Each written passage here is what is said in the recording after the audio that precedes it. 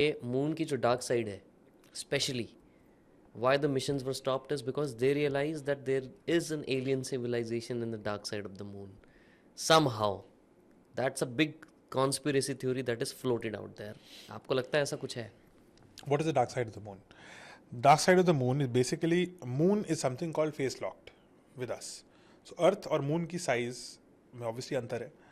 तो सारे जितने भी प्लैनेट्स होते हैं वो अगर उनका जो मून है पर्टिकुलर साइज के प्रोपोर्शन में होता है तो उसका जो रोटेशन है मून का, मून भी रोटेट कर रहा है, अर्थ भी रोटेट कर रहा है, मून ऐसे भी घूम रहा है, अर्थ सूरज से चक्कर लगा रही है, बट फॉरगेट दैट.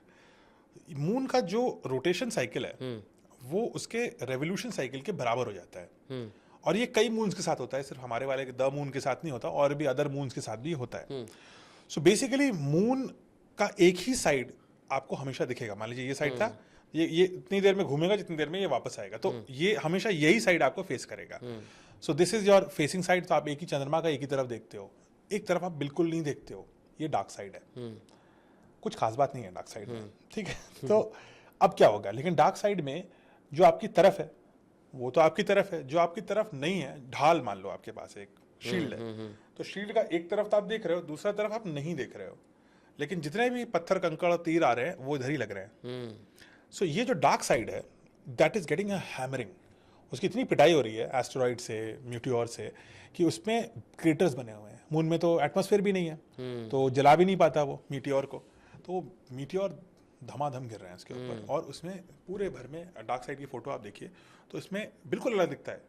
सामने की साइड में आपको बड़ा सा ओशन, सी ऑफ ट्रैंक्विलिटी और सुंदर सुंदर चीज़ें दिखेंगी, और जो मून के उस तरफ का साइड है वो ढाल है, और उसमें सिर्फ आपको गड्ढे दिखेंगे, मैसिव गड्ढे. It's a testimony of what moon does for us. Dark side जब आप देखेंगे तो आपको रियलाइज होगा कि चंद्रमा को ईश्वर का रूप देने की आवश्यकता क्यों है, उसको डिविनिटी क्यों बनाया गया. Because it protects us, otherwise earth खत्म हो जाती है. एटलीस्ट हम तो नहीं, अर्थ नहीं खत्म होती, बट हम तो खत्म हो जाते हैं, इतने सारे धूमकेतु गिर रहे होते हैं हमारे ऊपर. So now that is why, so dark side looks different. So लोगों ने उसको सोचा ये लुक्स डिफरेंट तो इसमें कुछ होगा. तो लुक्स की वजह से हमने उसको फिक्शनल रूप दे दिया कि अरे ये अलग अलग दिखते हैं, मतलब वो कुएं होंगे, वो घर होंगे, वो गड्ढे जो बने हुए हैं, क्योंकि उस साइड मतलब लोग रहते हैं, इस साइड तो नहीं है गड्ढे, तो अर्थ को फेसिंग नहीं रहते हैं, वो पीछे की तरफ रहते हैं. बट ऐसा नहीं है कि no human has needed to go there, but partly because it's too cold there, dark side, and you don't want to be जहाँ meteor गिर रहे हैं. So we usually land this side, but probes have gone there. China has gone there. India plans to go there. US has been there, but China was, I think, the first one to successfully land a rover on the dark side of the moon. Probes तो US ने पहले बहुत flybys किए हैं उधर, उसी से photo मिली हमें डार्क साइड की. लेकिन रिसेंटली चाइना का mission did land there successfully. They land, जैसे हमने साउथ पोल किया और हमारा बहुत बड़ा अचीवमेंट था, चाइना का achievement was the dark side of the moon. और it's harder to land because craters हैं, पूरा क्रेटर है. हमारा जो पिछला मिशन था चंद्रयान वो भी तो डार्क साइड पे प्लान, साउथ पोल पे था. साउथ पोल डिफरेंस है. तो साउथ पोल फेसिंग अर्थ वर्सेस डार्क साइड पीछे की साइड है, और पीछे की साइड उतना ही कॉम्प्लिकेटेड है. So let's credit is where credit is due. So वो भी उतना ही डिफिकल्ट है जितना साउथ पोल है, क्योंकि साउथ पोल भी उबड़ खाबड़ है और वो भी बिल्कुल उबड़ खाबड़ है dark side. And they manage to land. Nobody was found. Nobody came knocking. कोई नहीं आया. I don't think मून पे लाइफ नहीं है. मून पे लाइफ इज अनलाइकली.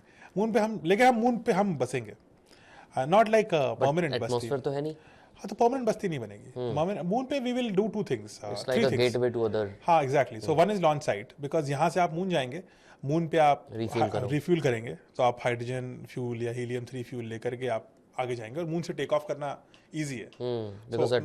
मान लीजिए मुझे एक बहुत बड़ा मिशन बहुत दूर भेजना है, तो मैं क्या करूंगा, मैं बहुत सारे मिशन अर्थ से फ्यूल लेकर के मून पे डंप कर दूंगा. फिर एक बड़ा सा रॉकेट जाएगा वो जो मून पे लैंड करेगा, और फिर मून पे उसमें और सारा रिफ्यूलिंग करेंगे हम, उसको 100% रिफ्यूल कर देंगे, और फिर मून पे आराम से वो टेक ऑफ कर जाएगा और वो आगे चला जाएगा. So that will make interplanetary travel possible. So moon will be a pit stop. जैसे एयर इंडिया का आपको मान लीजिए, किसी भी एयरलाइन का आपको मान लीजिए एक छोटे शहर से दूसरे छोटे शहर, हाँ, आपको एक छोटे शहर से दूसरे शहर जाना है, राइट. तो आप क्या करेंगे, मान लीजिए आपको जाना है कानपुर से आपको जाना है उदयपुर, तो आप क्या करते हैं, एक थोड़ा कम फ्यूल लेकर के एक फ्लाइट लेकर के आप दिल्ली आते हैं. दिल्ली में आप फिर रिफ्यूल करते हैं और फिर आप उदयपुर चले जाते हैं, which is slightly longer distance, आप थोड़ा फ्यूल यहाँ पे एक्स्ट्रा ले लेते हैं, so it will be like one of those connecting stations that will happen. The other is mining. Huge amount of mining will happen on moon, and tourism will happen. So tourism. Yeah, wouldn't Do you like believe?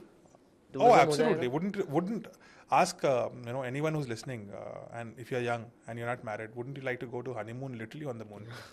So, कि baby को आज तो मैं सीधा वहीं ले जाऊंगा, चांद पे टुकड़ा नहीं, मैं तुम्हें चांद पे ले जाऊंगा. चांद पे ही ले जाऊंगा तुम्हें. Yeah. लिटरली बोलते हैं ना, चांद तारे तोड़ लाऊं.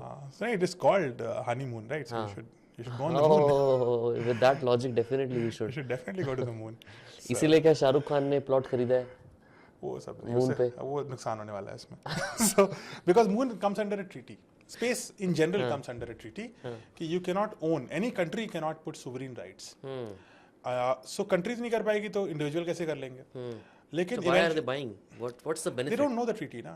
हाँ, So if you don't read, that's the fine print ना. मतलब कोई चिपका के जा रहा है उनको बस. हाँ, टर्म्स एंड कंडीशंस नहीं पढ़ रहे हैं तो मतलब, और उससे होता क्या है कि कई लोग और भी नहीं पढ़ते हैं, फिर वो भी खरीद देते हैं. हाँ, तो बट टीएनसी हमेशा एस्टेरिक मार्क देखा करिए ना क्या लिखा हुआ है. There is an international treaty हाँ, which is valid till 2032 and which will remain, उसको रिवैलिडेट करते रहते हैं, that nothing in the outer space can be owned. Now it may happen that it expires, but that doesn't mean that I will start owning property. It will be countries which will own property first, and that countries will, जैसे airwave बेचते हैं, spectrum बेचते हैं, वैसे वो private sector को spectrum की तरह बेचेंगी property, if it ever happens. So that clearly means that anybody who's buying property now has no right. Because जो कंपनी बेच रही है उसका क्या राइट है, वो खुद ही नहीं गई वहाँ पे. Correct. तो जो लैंड मेरी नहीं है मैं उसको कैसे बेच सकता हूँ. सो ये थोड़ा दिस इज अ गोरख धंधा, इससे बच के रहें ऐसी चीज़ों में. लोगों को लगता है ना कि ये फ्यूचर टेक है, इसको इन्वेस्ट कर दें, but read the fine print, it's not going to happen. This is not crypto currency. वो भी तो डूब गई है. वो भी डूब गई, लेकिन अब शायद बढ़ जाएगी.